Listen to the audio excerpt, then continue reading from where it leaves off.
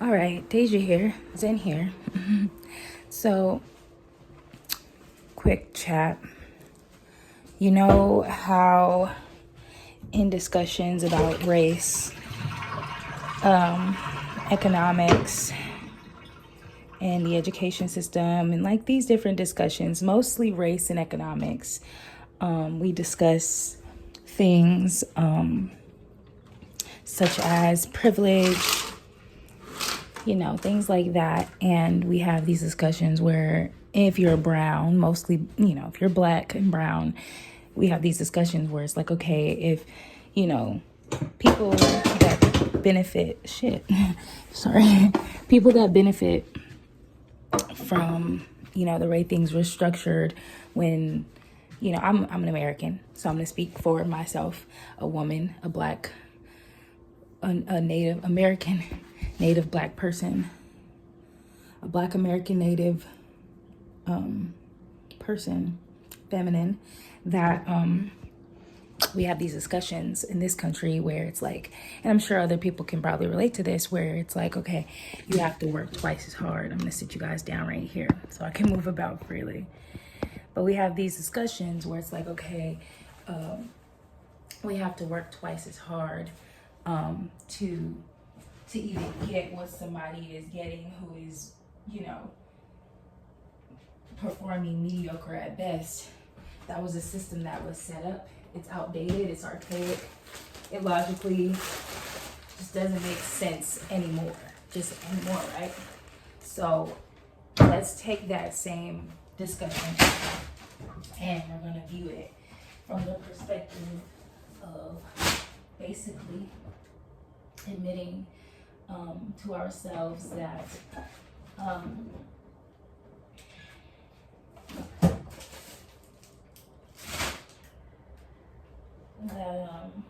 sorry y'all, I'm doing some light cleaning, but I'll chill so I can focus on this real quick. But let's take that same principle and apply it to that of discussions on masculinity and femininity. This is, I think, a pretty nuanced topic. I feel like in the past it was always so fueled with like rage and reactions to things that were happening. And I just want to speak from a place that is rested and peaceful and thoughtful and not necessarily triggered by a major event.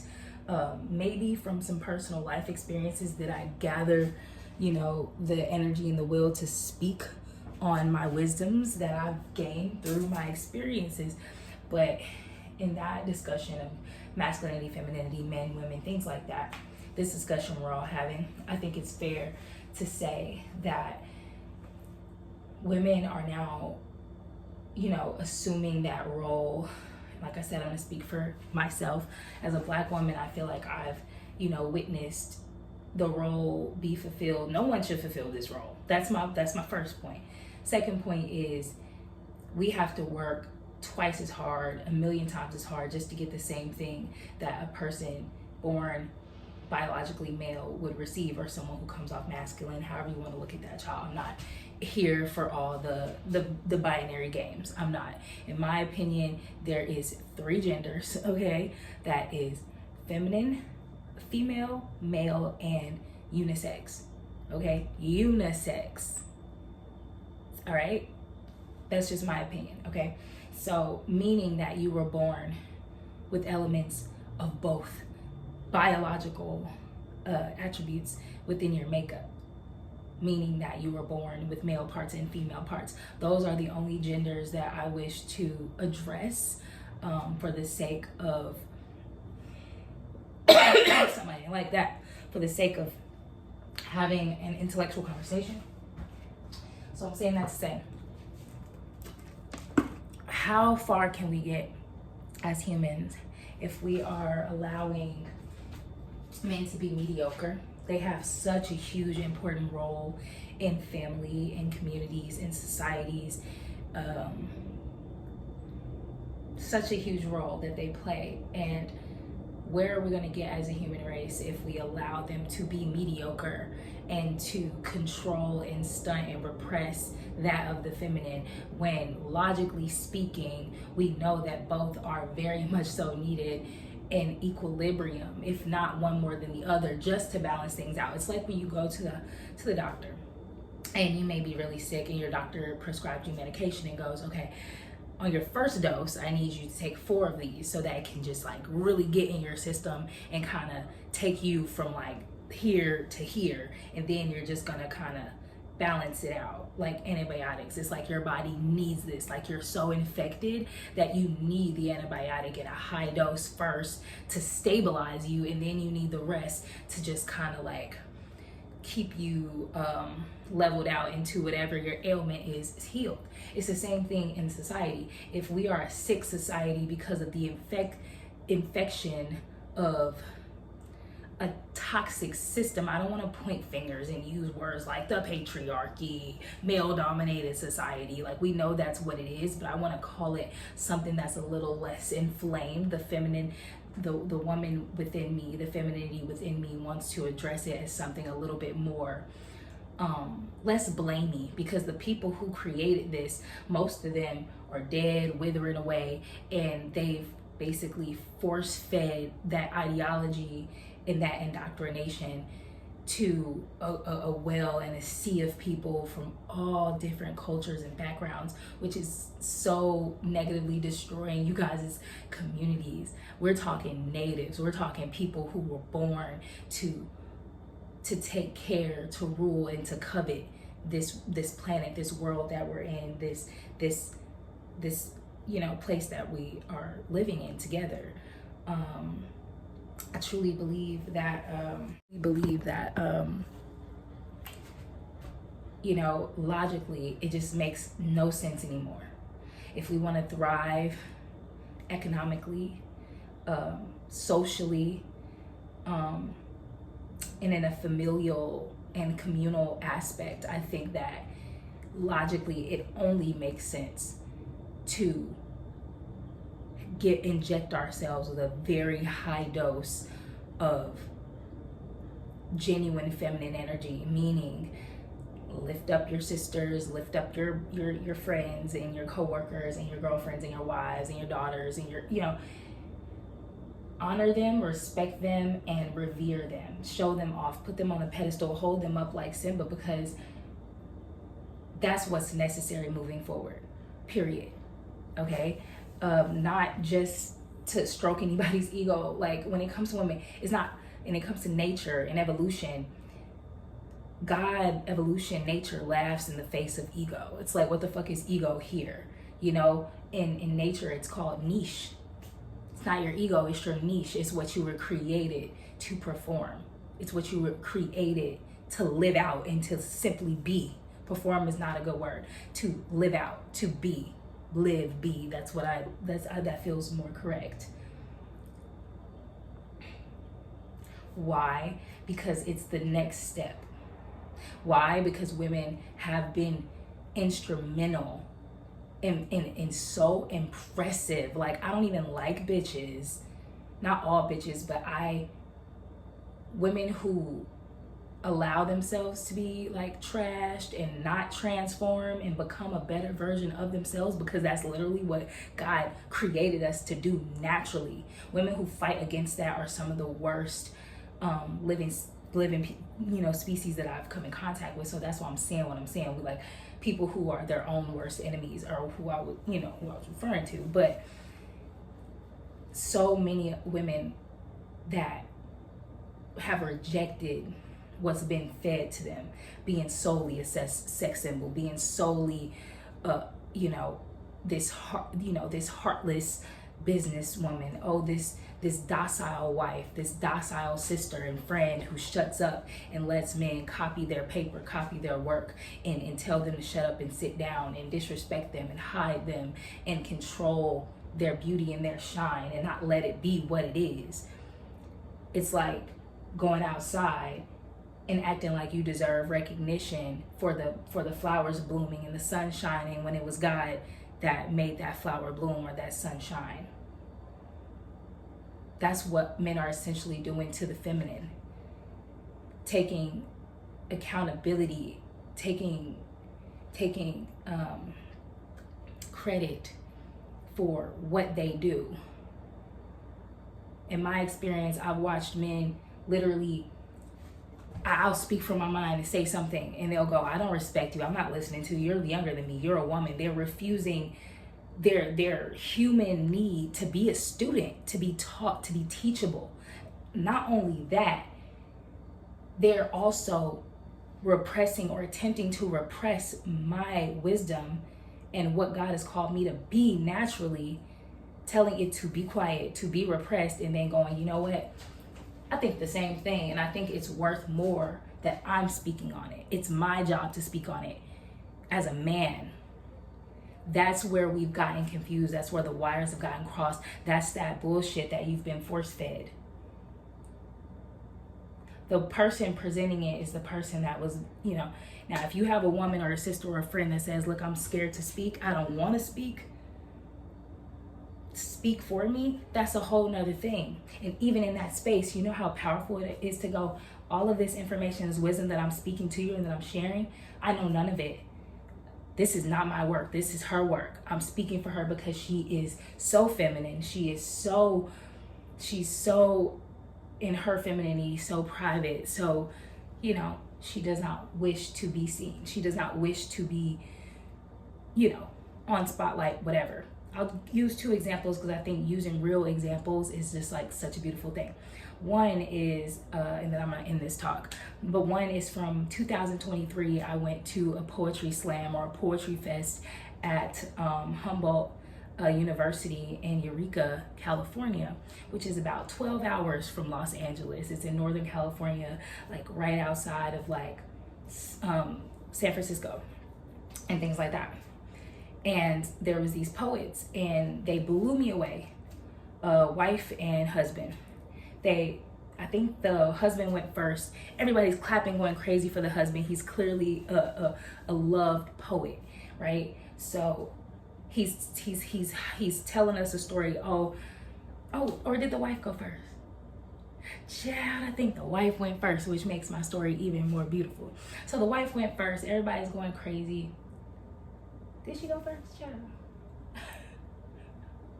This is important for the story. That's why I wish that my work, I recorded all of this to show the world, but my work was sabotaged by a man because of exactly what I'm speaking about. I'm not bitter about it. It's just the reality. It's just reality. A lot of men will literally say women can't handle the truth, things like that. But what I've gathered in my real world experience, it is quite the opposite. And they've learned to project so hard from these poisonous programmings that it just has to be addressed. It cannot be ignored anymore. It just cannot. Okay.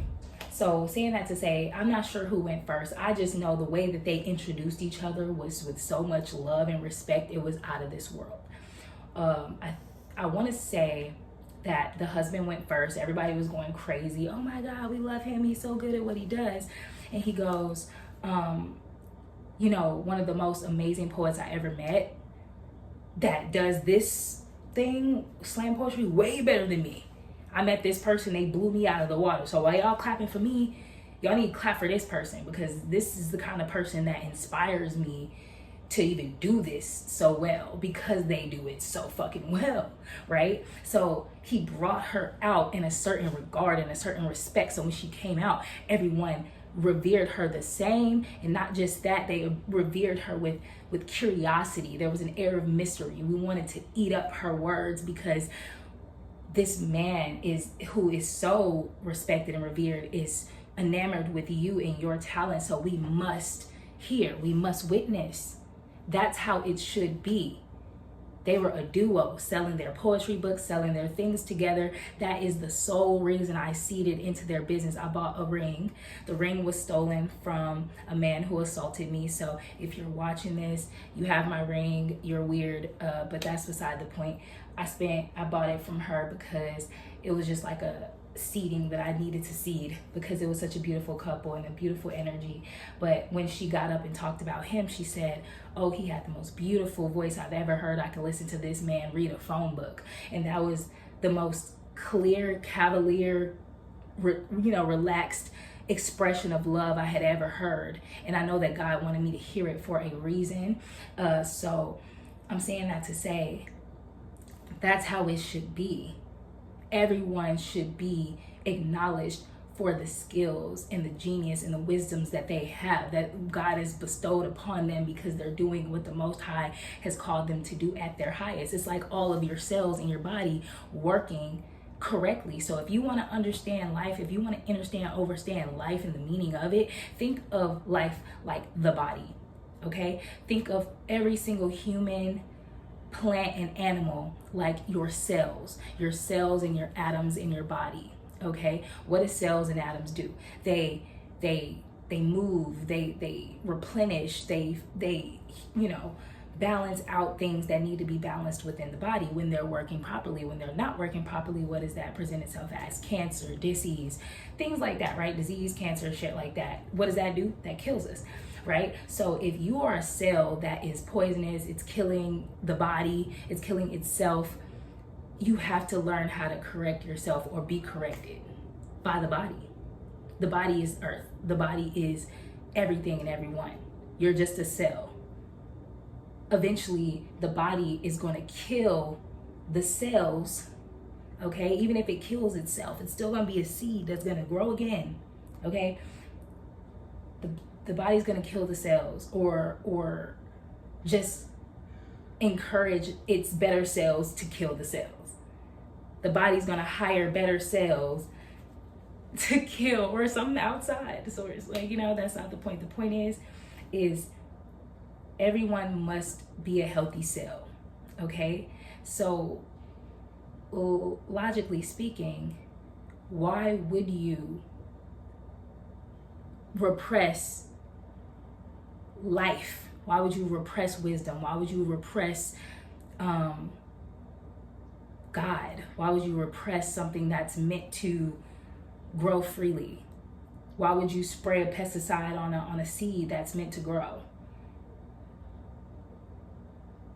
Hypothetically speaking, the masculinity that was meant to protect and help cultivate the garden that is the other human world, the feminine human, all of the humanity, their role has been changed to just a pesticide with a hazmat suit, instead of taking on their natural role and coming to eat the bugs so that the bugs don't eat the plant and kill it.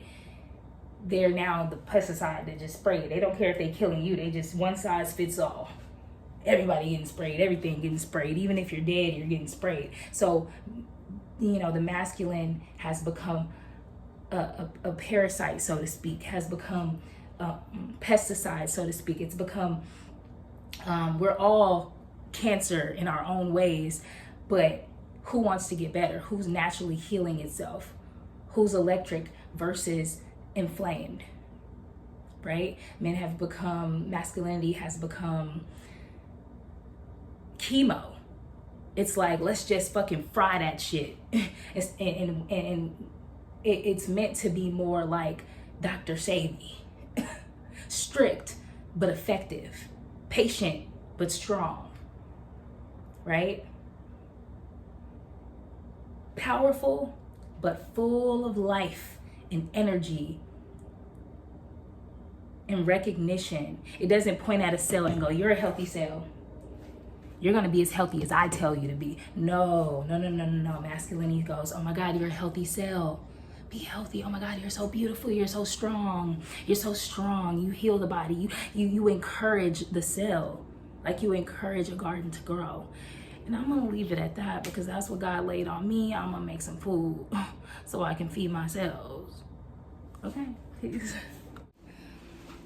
My bad, y'all. All that chatting, and I forgot to give y'all the second example. And this is probably one of the more powerful ones, because it's ones that you guys can witness along with me.